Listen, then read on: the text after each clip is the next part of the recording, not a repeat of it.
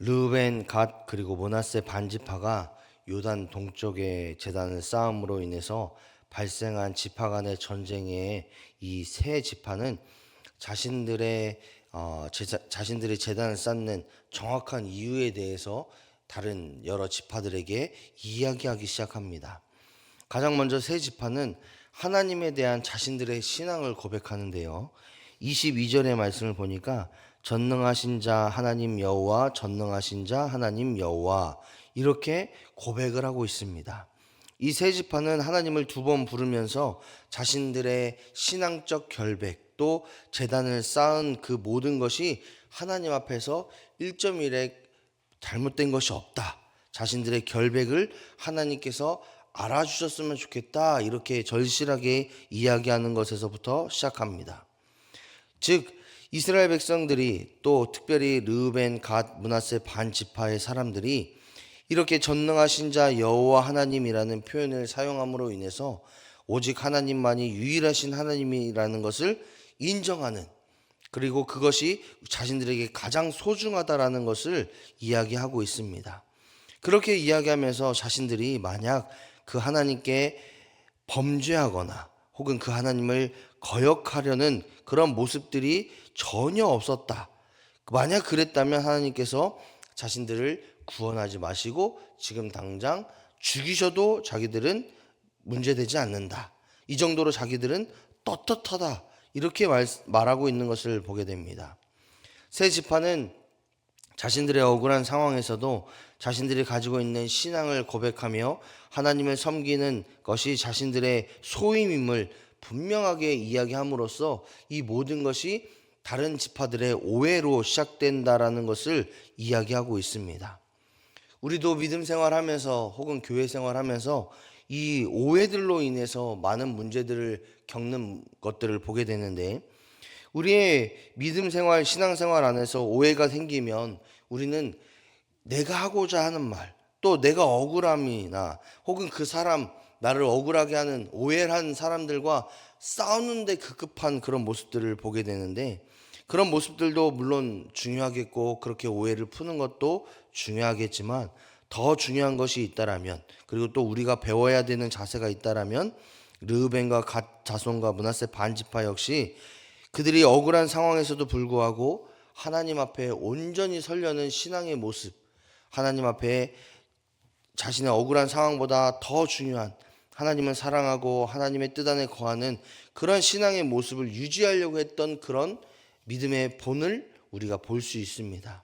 따라서 우리가 오해하고 억울한 상황들을 벗어나는 것도 참 중요하겠으나, 그거보다 더 중요한 것이 있다라면 우리가 하나님 앞에 그 오해가 오해임을 떳떳하게 밝힐 수 있는, 하나님 보시기에 전혀 부끄럽지 않는 그런 신앙인의 모습을 유지하고 있는 것이 더 중요하다라는 것을 여기서 배웁니다.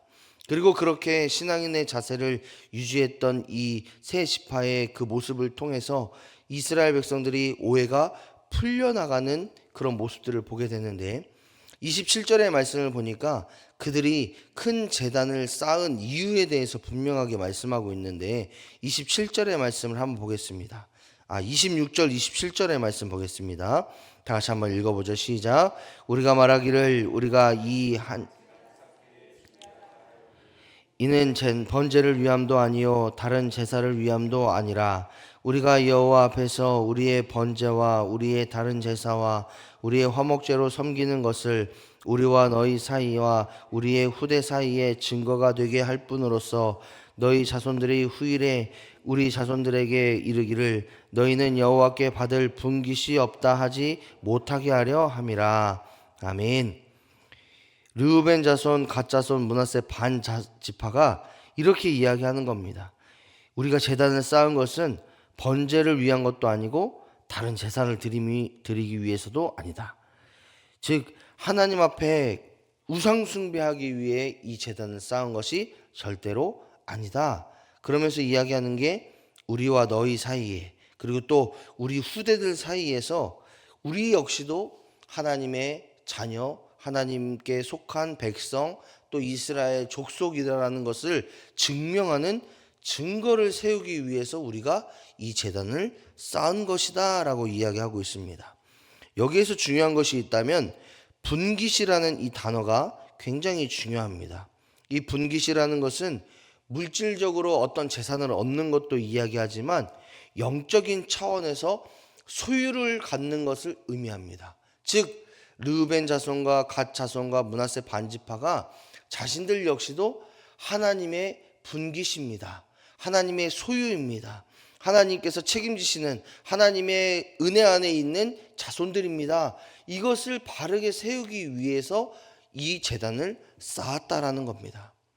그러니까 그들에게 중요한 것은 그 땅을 가졌다라는 것이 중요한 것이 아니라, 더 나아가 어마무시한 제단을 쌓은 것이 중요한 것이 아니라, 그들의 생각에는 우리는 하나님의 백성입니다. 하나님의 소유입니다. 하나님을 섬기는 이스라엘입니다. 이 사실을 증명하는 것이 그 어떤 것보다 중요하게 여겼다라는 겁니다. 그렇기 때문에 이스라엘 백성, 그러니까 요단 서편에 있는 이스라엘 백성들이 너희가 하나님과 무슨 상관이 있느냐라고 말하는 그 말을 가장 두려워했다라는 겁니다. 왜? 우리는 하나님의 백성이니까. 이 세 지파는 하나님에 대한 그 믿음이 자신들의 시대에도 유지될 뿐만 아니라 다음 세대에게도 유지되기를 원했습니다. 왜냐하면 그 믿음 가지고 살아가는 그 신앙의 유산을 다음 세대들이 갖는 것을 중요하게 여겼기 때문에 그렇습니다. 그렇다면 제가 여러분에게 질문 하나 드리겠습니다. 여러분의 가정에는 이 신앙의 유산과 같은 이야기들이, 혹은 우리의 믿음의 유산이 우리 자녀들에게 잘 전수되었습니까? 또 우리 하늘의 교회에는 우리 다음 세대들에게 어떤 신앙의 유산을 전수해주고 있습니까? 세 지파를 통해서 우리가 또 묵상할 수 있는 것은 그들의 마음 중심에는 언제나 하나님이 계셨다라는 겁니다.